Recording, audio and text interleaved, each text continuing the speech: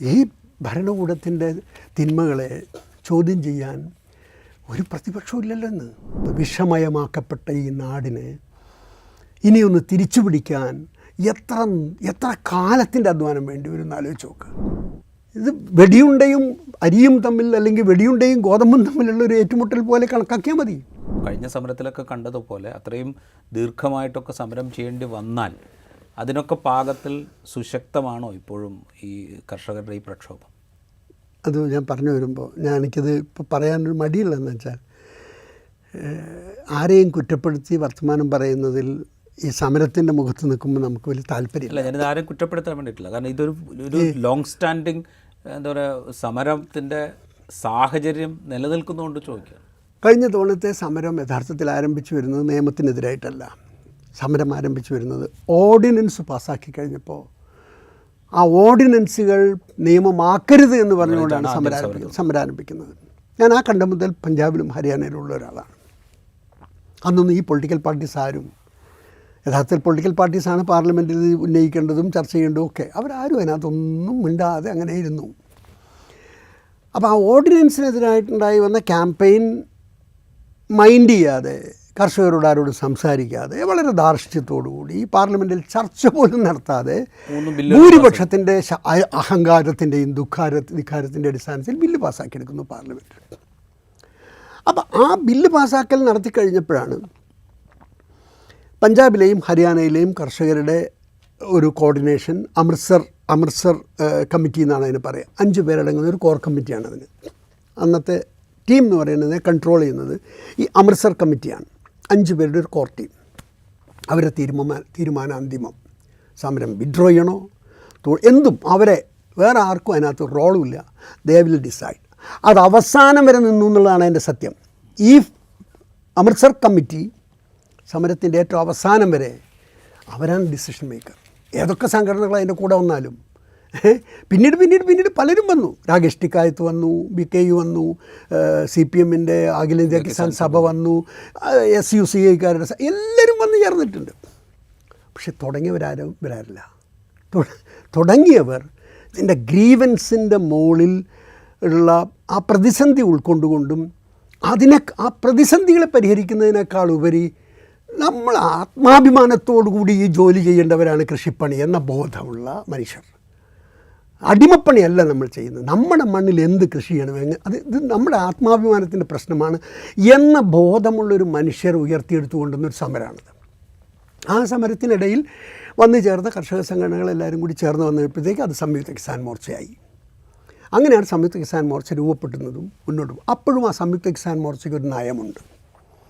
പൊതു തിരഞ്ഞെടുപ്പുകളിൽ മത്സരിക്കരുത്, അതിൻ്റെ ഭാഗമാവരുത്, ആരധികാരത്തിൽ വന്നാലും അധികാരത്തിൽ വരുന്നവനോട് അവകാശങ്ങൾ പൊരുതി നേടുക എന്നതാണ് നയം.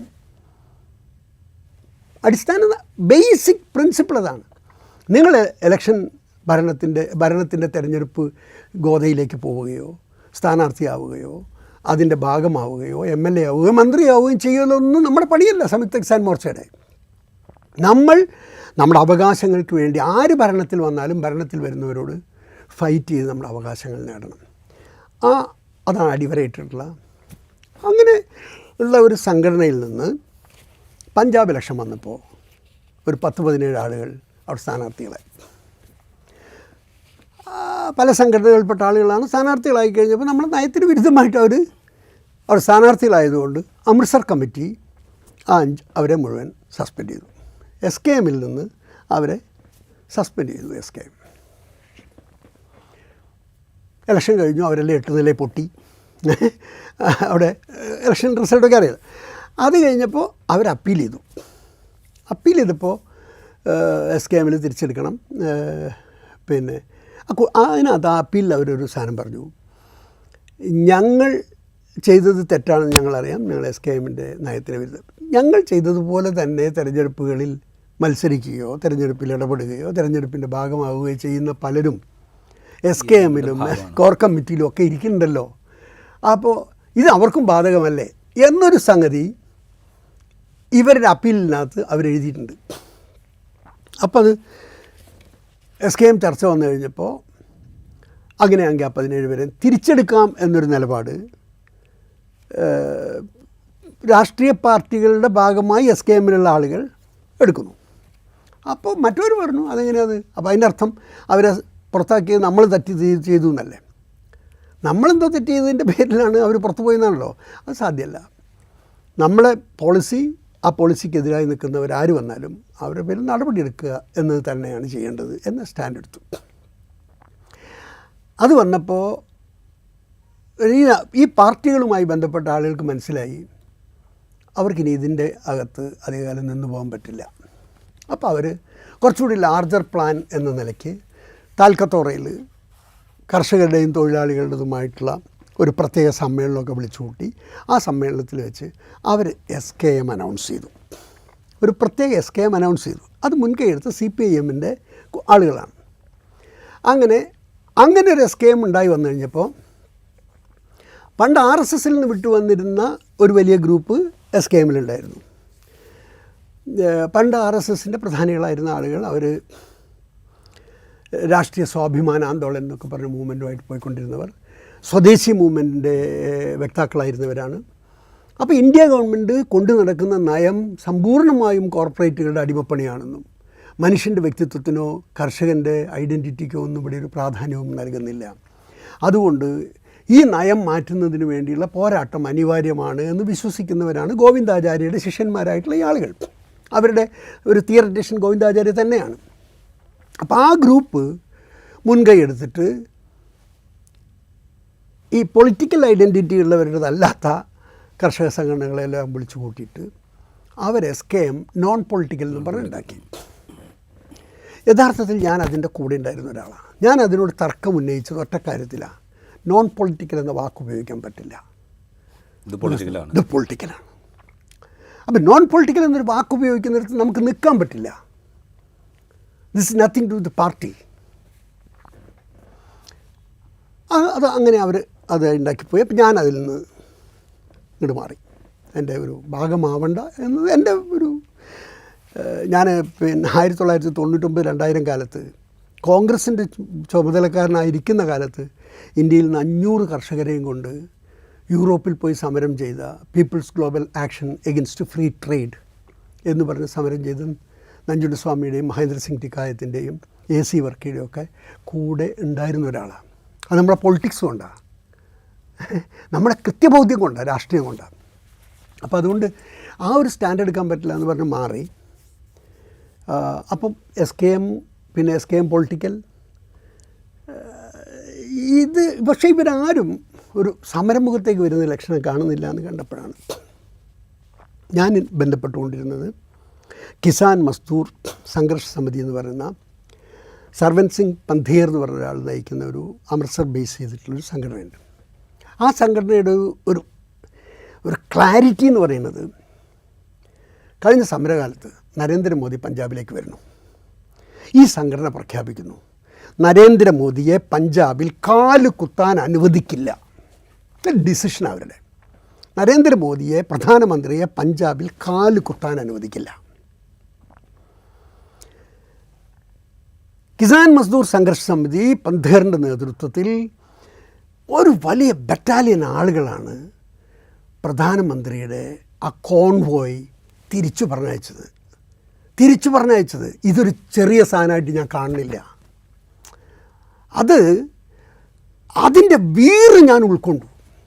അതുകൊണ്ടാണ് ഇനിയുള്ള സമരകാലം ഈ സ്പ്രിൻ്റർ ഗ്രൂപ്പുകളൊക്കെ എന്ത് തരത്തിലേക്ക് പോയാലും മരിക്കേണ്ടി വന്നാൽ മരിച്ചു വീഴുക എന്നല്ലാതെ പിന്നോട്ട് പോവില്ല എന്നെനിക്ക് കൃത്യബോധ്യമുള്ള ഈ കിസാൻ മസ്ദൂർ സംഘർഷ സമിതി ഗ്രൂപ്പായിട്ട് ഇൻവോൾവ് ചെയ്തു.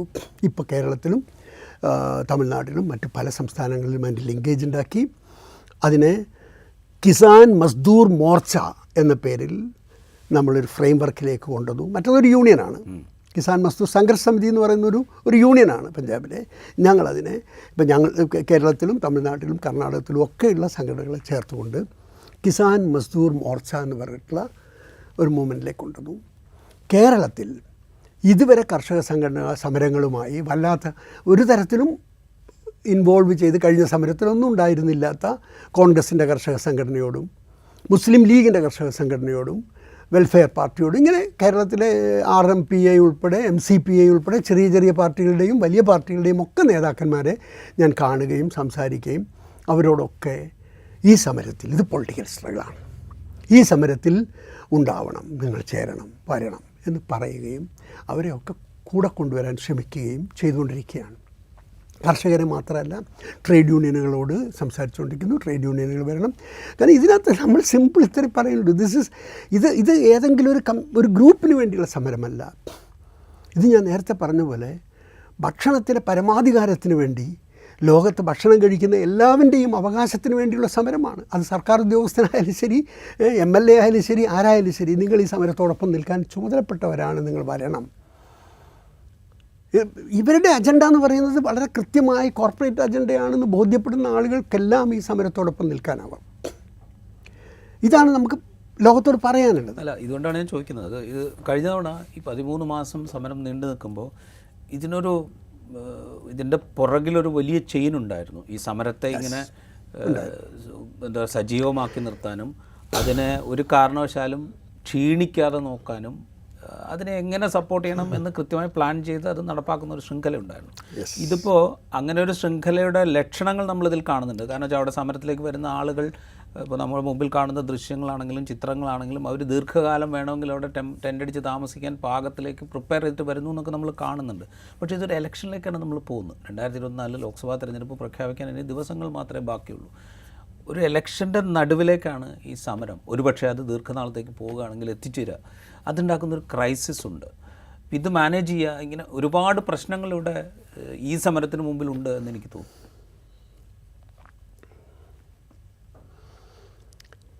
സർക്കാർ ഒരു ഭാഗത്ത് പ്രതിനിധികളെ അയച്ച് 3 മന്ത്രിമാരെ അയച്ച് ചർച്ച നടത്തിക്കൊണ്ടിരിക്കുന്നു. ആ ചർച്ച ഒരു ഭാഗത്ത് നടത്തിക്കൊണ്ടിരിക്കുമ്പോൾ തന്നെ നമ്മൾ കാണുന്നൊരു സാധനം എന്താ, മറുഭാഗത്ത് അർദ്ധസൈനികർ ഉൾപ്പെടെ CRPF, പിന്നെ border security force, Delhi police, Haryana police, മറ്റേ എന്താ പറയുക, പിന്നെ വേറൊരു തണ്ടർ എന്താ പറയുക, ഒരു ഗ്രൂപ്പ്, അങ്ങനെ എല്ലാത്തരം പോലീസ് സന്നാഹങ്ങളെയും ഉപയോഗിച്ചുകൊണ്ട് ഷെല്ലുകൾ, കണ്ണീർ, റബ്ബർ, അവിശ്വസനീയമായ ഇതാണ് സംഭവിച്ചുകൊണ്ടിരിക്കുന്നത്. ഞങ്ങൾ ഈ സംയുക്ത കിസാൻ പിന്നെ കിസാൻ മസ്ദൂർ സംഘർഷ സമിതിയുടെ എല്ലാ ഗ്രാമങ്ങളിലും യോഗം ചേർന്ന് 6534 ഗ്രാമങ്ങൾ ലിസ്റ്റ് ഔട്ട് ചെയ്തിട്ടുള്ളതാണ്. ഓരോ ഗ്രാമങ്ങളിൽ നിന്നും 3 ട്രാക്ടറുകൾ വീതം വരാൻ വേണ്ടി, ഒരു ട്രാക്ടറിൽ ആളുകൾക്ക് കിടക്കാനുള്ള ടെൻ്റാവണം, മഴ തണുപ്പല്ലേ, ഒരു ട്രാക്ടറിൽ ഭക്ഷണമാവണം, ഒരു ട്രാക്ടറിൽ ആളുകളാവണം, ഇങ്ങനെയൊക്കെ ഷെഡ്യൂൾ ചെയ്തിട്ടാണ് പ്ലാൻ ചെയ്ത് വന്നിട്ടുള്ളത്. പക്ഷെ കഴിഞ്ഞ തവണത്തെ സമരവും ഇതുമായിട്ടുള്ള വ്യത്യാസം എന്ന് പറയുന്നത്, കഴിഞ്ഞ തവണ ആ സമരം ബില്ലുകൾ പിൻവലിക്കുക എന്ന അജണ്ടയിൽ, ആ ബില്ലുകൾ നമ്മുടെ ആത്മാഭിമാനത്തെ കോർപ്പറേറ്റ് കമ്പനികൾക്ക് കോൺട്രാക്ട് ഫാമിങ്ങിന് വേണ്ടി നമ്മുടെ ഭൂമി കൊടുക്കാൻ നമ്മൾ നിർബന്ധിതമാക്കുന്ന ഒരു ഭരണ സംവിധാനത്തിൻ്റെ എതിരായ സമരമാണ്. ആ ബില്ലുകൾ പിൻവലിപ്പിക്കാൻ വേണ്ടി യഥാർത്ഥത്തിൽ ഗുരുദ്വാരകൾ മുൻകൈയെടുത്തു.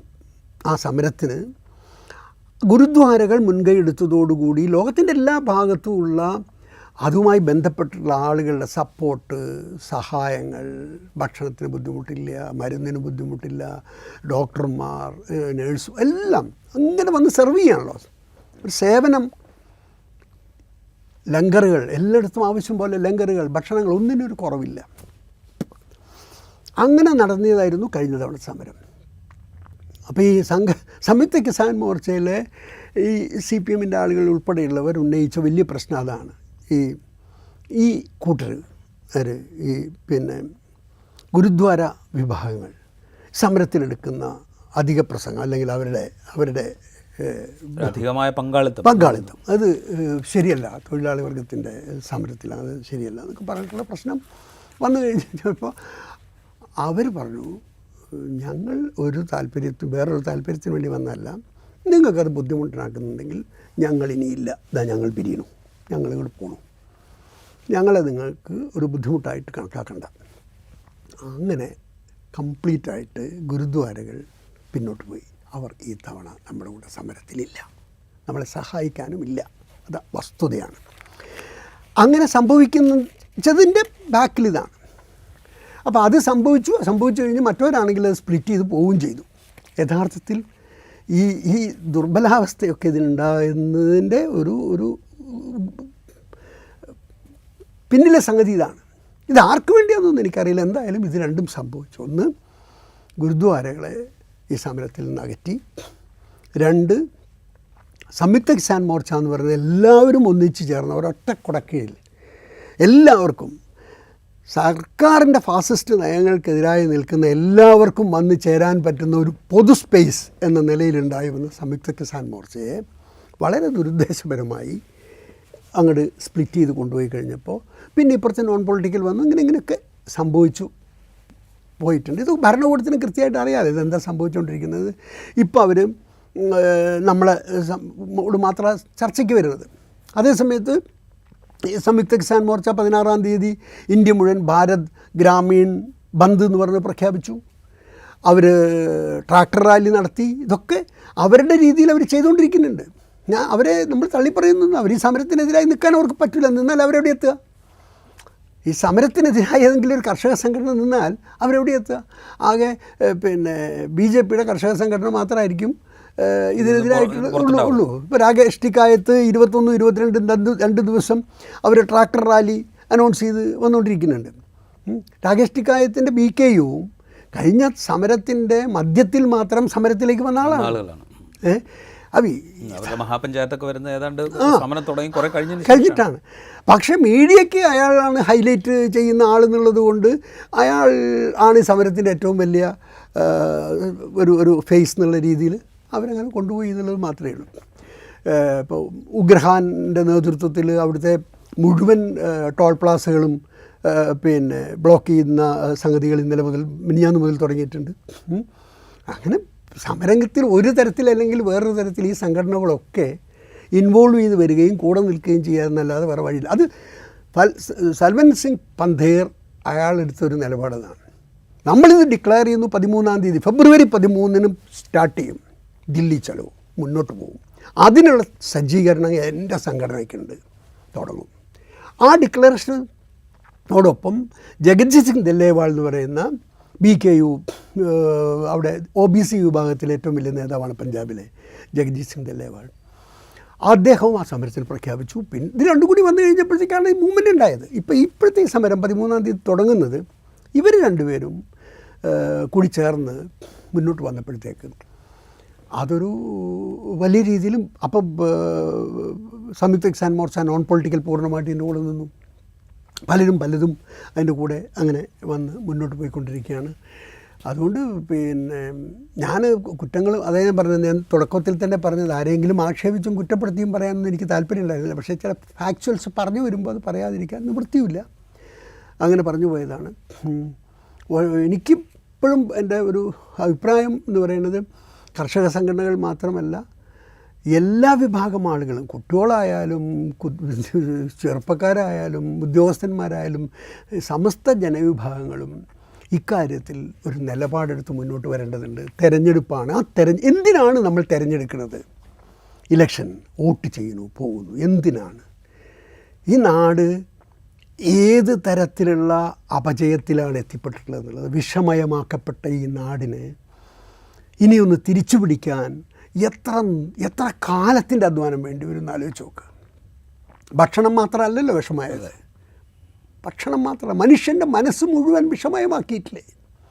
ഇതൊന്ന് തിരിച്ചു പിടിക്കാൻ ഇനി എത്ര കാലെടുക്കും? അപ്പം ഇതൊക്കെ ചിന്തിക്കേണ്ട ഒരു സംഗതി തന്നെയാണ്. അതിന് ഏറ്റവും അടിസ്ഥാനമായിട്ടുള്ള ഭക്ഷണത്തെ ഞാൻ ആളുകളുടെ മുമ്പിൽ വെക്കുകയാണ്.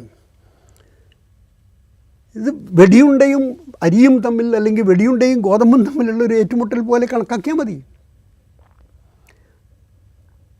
ഈ ഭരണകൂടത്തിൻ്റെ തിന്മകളെ ചോദ്യം ചെയ്യാൻ ഒരു പ്രതിപക്ഷവും ഇല്ലല്ലോ ഇന്ന്.